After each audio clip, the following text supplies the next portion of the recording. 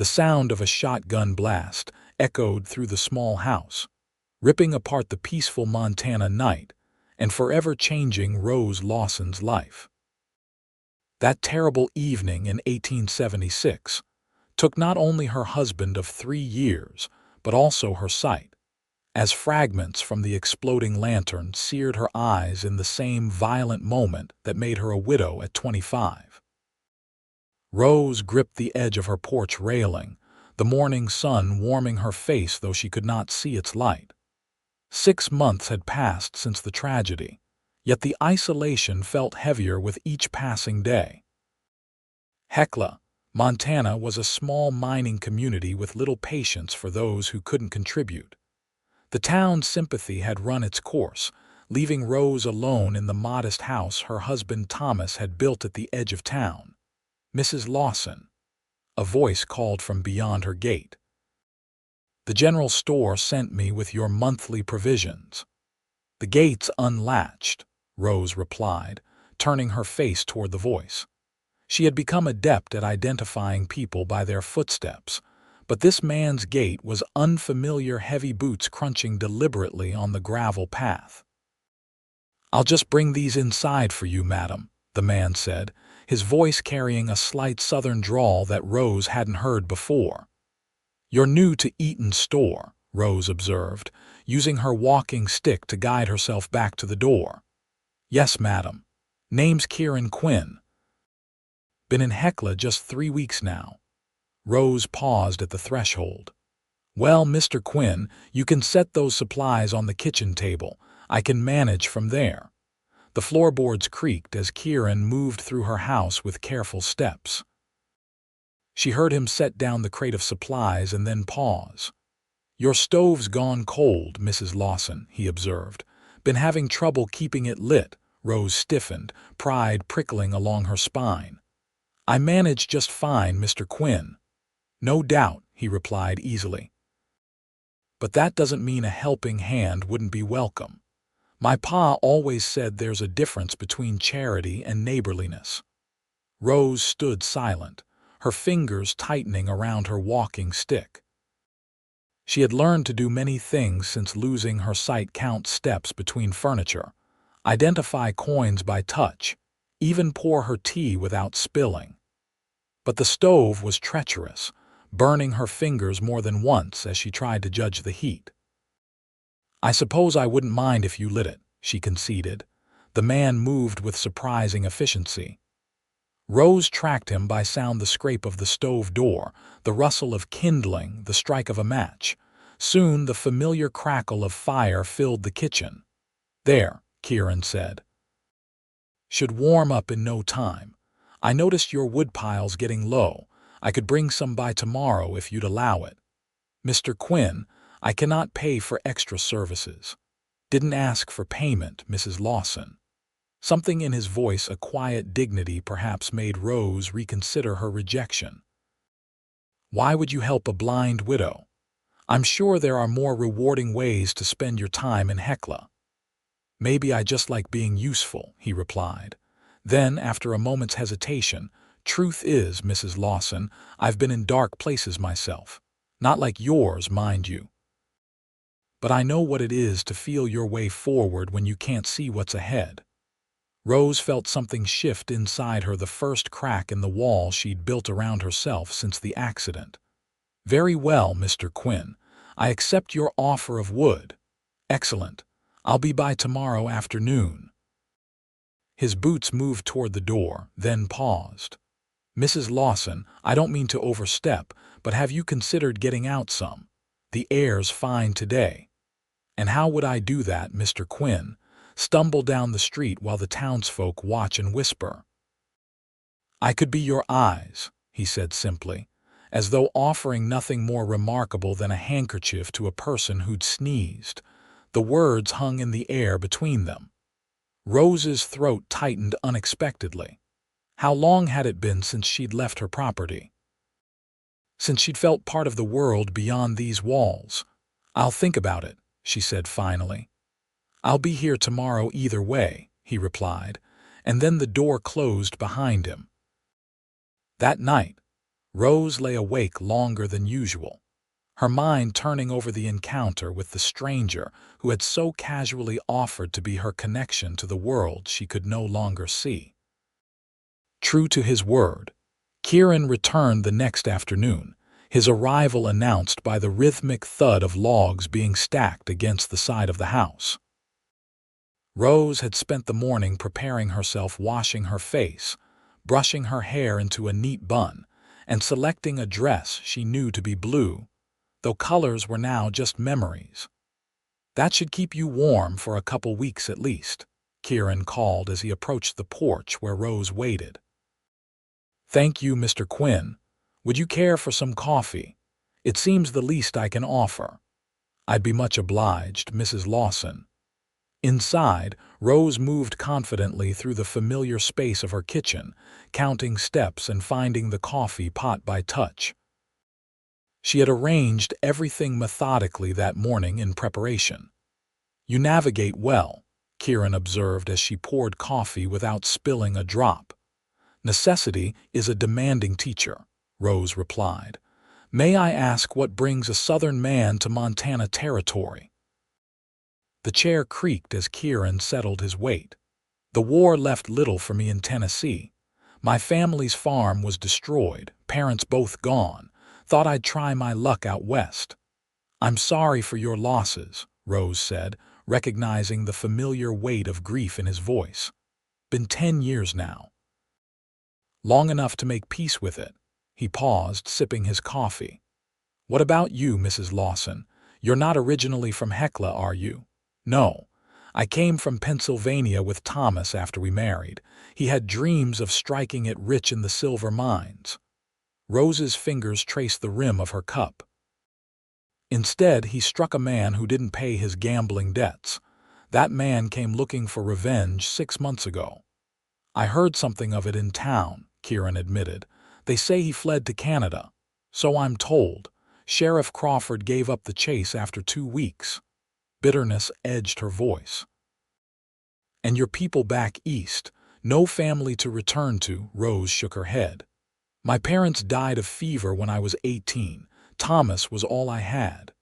The silence that followed felt comfortable rather than awkward. Finally, Kieran set down his cup.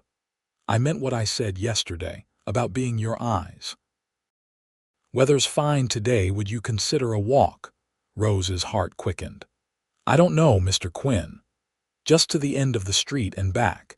You can hold my arm and I'll describe everything we pass." The offer was tempting, a chance to reconnect with the town she'd withdrawn from. "What will people think?" "That I'm being neighborly to the widow Lawson," Kieran replied. "Nothing more, nothing less." Rose found herself nodding. "Let me get my shawl." Outside, the September air carried the first hint of autumn crispness. Rose held Kieran's arm, feeling the solid muscle beneath his shirt sleeve. He described everything they passed: Mrs. Henderson's prized rosebush, the new paint on the schoolhouse, children playing hoops in the churchyard. "They're watching us," Rose murmured as they approached the town center. "Some are," Kieran admitted. "Most are just going about their business." "What are they saying?" "Nothing worth repeating," he said firmly. "Besides, we're approaching Eaton's store now. Would you like to go in? Mrs. Eaton asked after you just yesterday." Rose tightened her grip on his arm. "Yes, I think I would." The familiar bell jingled as they entered. Rose breathed in the comforting scent of coffee beans, leather, and dried goods. "Rose Lawson, as I live and breathe," Martha Eaton's voice rang out. "John, look who's come to visit."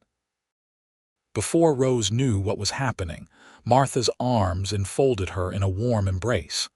"We've been so worried about you, dear. How are you managing?" The genuine concern in Martha's voice brought tears to Rose's eyes. "I'm learning day by day." "Well, you found yourself a fine escort in Kieran," Martha said. "John hired him last month, and he's the most dependable clerk we've had in ages."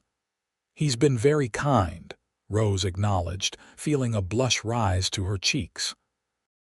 "Kind and unmarried," Martha added, lowering her voice conspiratorially, though not enough that Kieran wouldn't hear from where he stood nearby. "Martha," John Eaton chided gently, "don't embarrass our customers."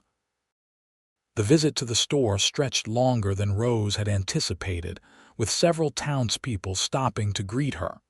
By the time they left, Rose felt both exhausted and exhilarated. "Thank you," she said quietly as Kieran guided her back home. "I'd forgotten what it was like to be part of things."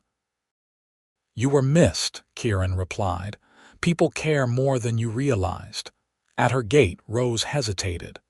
Would you be willing to do this again, Mrs. Lawson? I'll be your eyes whenever you need them. Just say the word." Over the following weeks, Kieran became a regular presence in Rose's life. Every Monday and Thursday afternoon, he would appear at her gate, ready to escort her through town or simply sit on her porch and describe the changing autumn landscape. He told her about the golden aspen leaves, the V formations of geese heading south, and the first dusting of snow on the distant mountains. In turn, Rose began to share more of herself. She told him about the books she loved but could no longer read, the piano she once played, and her dreams of someday having children, dreams cut short by Thomas's death and her blindness. "Have you considered having someone read to you?" Kieran asked one crisp October afternoon. "I'm not much of a scholar, but I can read well enough." "I couldn't impose further," Rose protested, though the idea filled her with longing. "It's no imposition if I'm offering," Kieran insisted. That evening, he began reading David Copperfield aloud, his deep voice giving life to Dickens's words. It became another ritual reading by lamplight after their walks, sometimes continuing until the clock chimed 9. As autumn deepened toward winter, Rose found herself counting the hours between Kieran's visits. She took greater care with her appearance, though she couldn't see the results. She practiced baking bread by feel, proudly offering him fresh slices with preserves when he came. The townsfolk noticed the friendship blossoming between the blind widow and the store clerk. Some approved, seeing Rose's reemergence into society as a positive step. Others gossiped, questioning Kieran's motives or suggesting impropriety. "Mrs. Finch implied today that your reputation might suffer from our arrangement," Kieran mentioned one evening as they sat by the fire. Snow fell heavily outside, the first real storm of the season. Rose's hand stilled in her lap. "Does that concern you?" "Only if it concerns you," he replied. "People will talk regardless of what we do." "Let them talk," Rose said with newfound defiance. "You've brought light back into my life, Kieran. I won't give that up because of wagging tongues." He was silent for a moment. Then, so quietly she almost missed it, he said, "I think I'm falling in love with you, Rose." The words hung in the warm air between them. Rose's heart hammered against her ribs. "Kieran, you don't know what you're saying." "I'm blind, damaged. You're the strongest person I've ever known," he interrupted.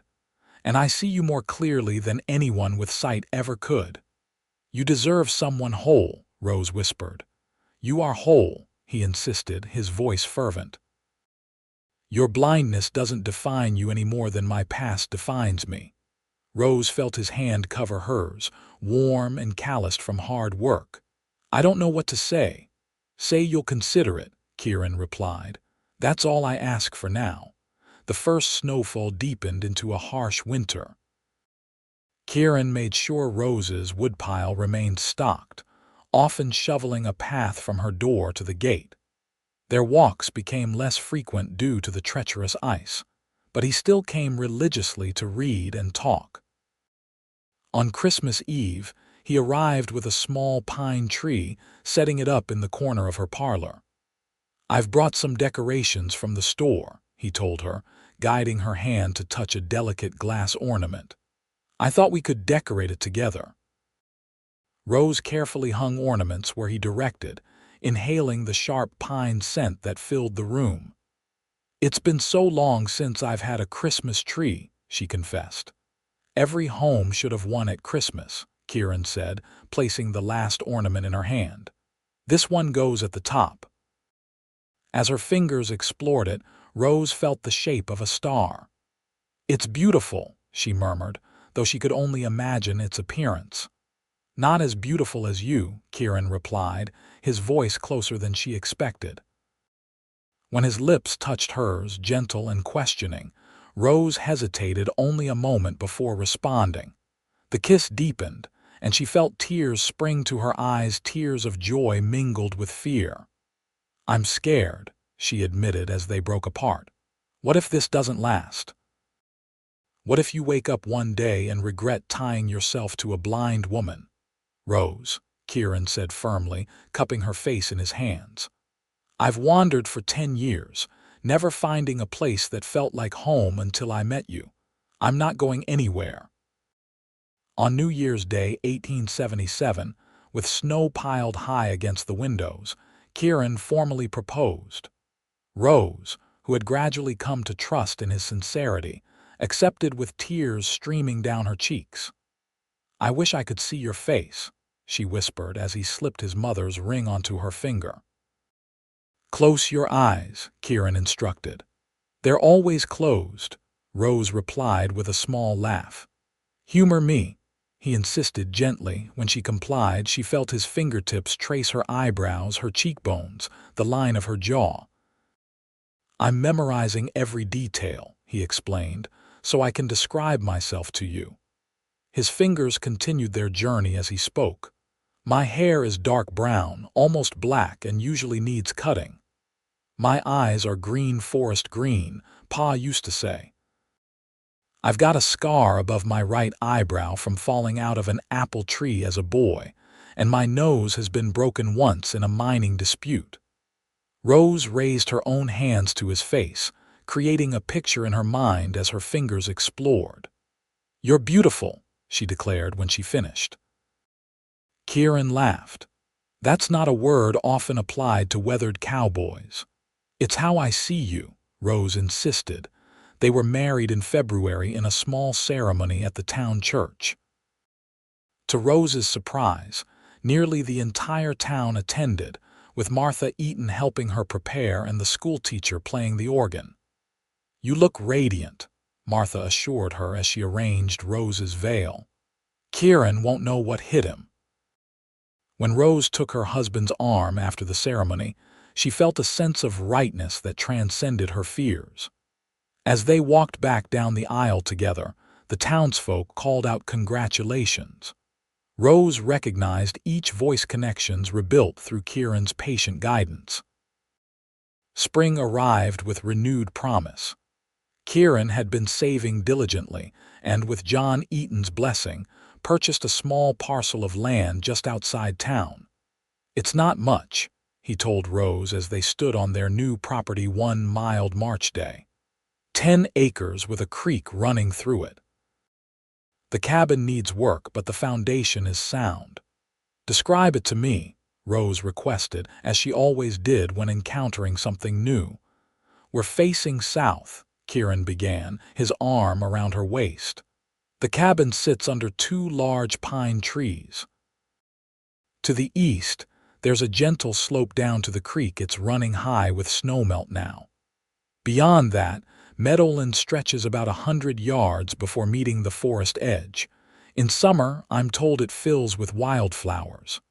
"And to the west?" Rose prompted. "To the west, the mountains rise up, still snow-capped. The sun sets behind them, painting everything gold in the evenings." Rose leaned her head against his shoulder. "It sounds perfect."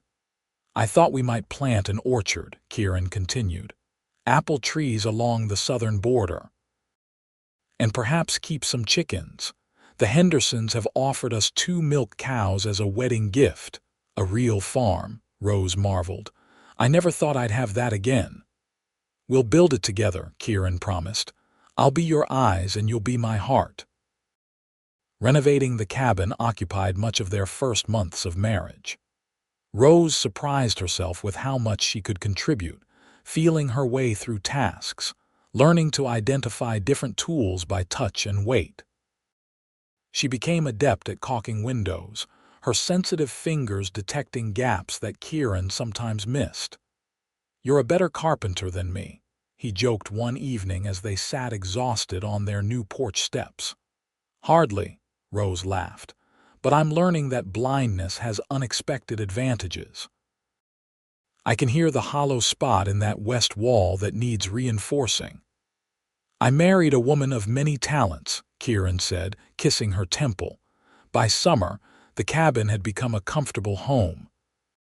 Rose learned to navigate its spaces confidently, taking pride in maintaining her household despite her disability. The orchard was planted, though it would be years before it bore substantial fruit. Their small herd had grown to include the 2 cows, 6 chickens, and a cantankerous goat that Kieran had rescued from a miner returning east. When Rose discovered she was expecting their first child, her joy was tempered with fear. "How will I care for a baby I cannot see?" she asked Kieran late one night, her hand resting on her still flat stomach. "The same way you do everything else," he replied. "With courage, patience, and love, and I'll be right beside you." News of the pregnancy spread quickly through Hecla. Women who had once whispered about the blind widow now brought gifts of handmade baby clothes and practical advice. Martha Eaton organized a quilting circle that met weekly in Rose's parlor, including her naturally in their conversations and preparations. "You'll know your baby by touch better than any mother with sight," elderly Mrs. Peterson assured her. "My sister went blind with cataracts before her last child was born, and she said she knew that baby's moods by the way he moved under her hands." As her pregnancy progressed, Rose blossomed. The morning sickness passed, replaced by a radiant energy that Kieran frequently commented on. "You're glowing today," became his regular greeting, followed by detailed descriptions of how the changing seasons transformed their land. He guided her hands to feel the ripening apples on their young trees, the silky ears of corn in their garden, the downy heads of the chicks that hatched that summer. In late November, as the first snows began, Rose went into labor. The midwife came promptly, but complications arose as the labor stretched into its second day. "The baby's turned wrong," the midwife told Kieran outside the bedroom door. "We may need to send for the doctor from Butt." Kieran's face went ashen. "That's a full day's ride in good weather. With this snow." "Then pray the baby turns on its own," the midwife replied grimly. Inside the bedroom, Rose fought through pain unlike anything she'd experienced. Her blindness seemed to intensify every sensation, every contraction ripping through her with savage intensity. "Kieran," she gasped when he returned to her side. "If you have to choose between me and the baby, don't," he cut her off, his voice breaking. "Don't you dare say it. You're both going to be fine." Hours later, when Rose had nearly given up hope, their son entered the world with a lusty cry that filled the room. The midwife placed the swaddled infant in her trembling arms. "He's perfect," the woman assured her. 10 fingers, 10 toes, and a head of black hair like his father's. Rose ran her fingers gently over the tiny face, mapping her son's features as she had once mapped Kieran's. "He's beautiful," she whispered. "Just like his mother," Kieran replied, his voice thick with emotion. "What shall we call him?" "Thomas," Rose decided. "Thomas Kieran Quinn." As winter settled fully over their homestead, Rose adjusted to motherhood with the same determination she'd approached every challenge since losing her sight. She learned to identify her son's different cries, to change and dress him by touch, to nurse him in the dark hours of night without assistance. Kieran watched in awe as his wife mastered these new skills. "You amaze me," he told her often, describing the way young Thomas watched her face when she spoke or how his tiny fingers curled around her thumb. By spring, Thomas was growing rapidly, his personality emerging in gurgles and coos that delighted his parents. Rose discovered that her lack of sight heightened her other senses, allowing her to detect subtle changes in her son's behavior that might indicate illness or discomfort. "I heard his breathing change last night," she told Kieran one morning. "I think he's coming down with a cold." Sure enough, by afternoon, Thomas was sniffling. Rose prepared a mild herbal steam bath from plants she'd grown specifically for medicinal purposes, her garden organized by scent and texture so she could harvest independently. As their first year on the homestead passed, the Quinns became known throughout Hecla for their resilience and hospitality. Kieran continued working at Eaton's store 3 days a week while developing their farm.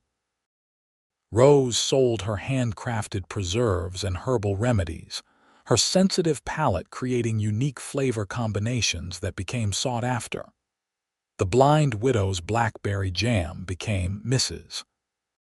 Quinn's famous preserves, marking Rose's transition in the town's perception from object of pity to respected craftswoman. In the summer of 1879, when Thomas was approaching his second birthday, an unexpected visitor arrived at their gate. Sheriff Crawford rode up one afternoon, his horse's hooves announcing his approach before Kieran called out his identity to Rose, who sat on the porch shelling peas with Thomas playing at her feet. "Mrs. Quinn," the sheriff said, removing his hat, "I've come with news you might want to hear." Rose's hand stilled. "What is it, Sheriff?" They caught him. "The man who killed your first husband. Canadian authorities arrested him in Vancouver." A strange numbness spread through Rose's chest. After all this time, he was involved in another shooting. During questioning, he confessed to several previous crimes, including what happened here. The sheriff cleared his throat. "They're sending him back to stand trial in Montana territory." "I see," Rose said quietly, her fingers automatically finding Thomas's curls to reassure herself of his presence. After the sheriff departed, Rose sat in silence, memories she'd pushed aside for years suddenly vivid despite her blindness. Kieran settled beside her, taking her hand. "What are you thinking?" he asked gently. "I thought I wanted justice," Rose replied slowly. "But now, it feels like opening a wound that's finally healed." "You don't have to attend the trial," Kieran assured her. "No one would fault you for staying away." Rose considered this, rocking slightly as Thomas climbed into her lap. "No," she decided finally. "I need to be there, not for vengeance but for closure. Thomas deserves justice even if he's not here to see it." When the trial came in September, Rose testified with quiet dignity, describing the events of that terrible night as best she could remember. The defendant, now a broken man facing multiple charges, offered no defense beyond drunken rage. The jury convicted him within hours. As he was led away to serve a life sentence, Rose felt a weight lift from her shoulders. That evening, as she and Kieran walked slowly home from the courthouse, arm in arm as always, she stopped suddenly. "What is it?" Kieran asked, concerned. "I just realized something," Rose said wonderingly. "If that night had never happened, if I hadn't been widowed and blinded, we would never have met. Thomas would never have been born. Our life together wouldn't exist." "Are you saying you're glad it happened?" Kieran asked carefully. "No," Rose shook her head. "I would never wish for such pain. But I'm grateful for what came after, for you, for our son, for this life we've built." Kieran pulled her close. "I fall in love with you more each day, Rose Quinn." "And I with you, my eyes," she replied, using the endearment she'd given him years before. By their 5th anniversary, the Quinn homestead had flourished. The orchard produced enough apples to sell at market, their livestock had multiplied, and Thomas had been joined by a sister, Eleanor Martha, named for Kieran's mother and their dear friend Mrs. Eaton. Rose had developed systems for managing her household that impressed visitors. Color-coded fabric strips sewn onto children's clothing helped her match outfits. Kitchen items were arranged by frequency of use. The garden paths were lined with different textured stones to guide her steps. "You've created quite a paradise here," John Eaton remarked during a Sunday visit. "Hard to believe how things have changed in 6 years." "Life has a way of surprising you," Kieran replied, watching Rose demonstrate to little Alina how to feel for ripe tomatoes on the vine. Thomas, now nearly 5, raced around the yard with the Eaton grandchildren. That evening, after the children were asleep, Kieran and Rose sat on their porch swing, listening to the chorus of crickets and the distant howl of a coyote. "A penny for your thoughts," Kieran said, noticing Rose's contemplative expression. "I was thinking about what John said today," she replied, "about how much has changed." "Do you ever regret any of it?" Kieran asked, a rare note of insecurity in his voice. Rose turned to him, her hands finding his face as they often did when she wanted to emphasize a point. "How could I regret the greatest blessing of my life? You gave me back the world when you said you'd be my eyes. You gave me a home when I thought I'd never have one again," Kieran countered, kissing her palm. "Do you remember what Martha said at our wedding?" Rose asked. "Which part?" "The woman talked for hours," Kieran chuckled. "She said that sometimes we find light in the darkest places." Rose smiled, her unseeing eyes bright with emotion. She was right. "In my darkness, I found you the brightest light I could have imagined." As the sun set over their homestead, painting the sky in colors Rose could no longer see but Kieran faithfully described, they remained on the porch, planning the future they would continue building together, a future where blindness was merely a circumstance, not a limitation, and where love illuminated even the darkest paths.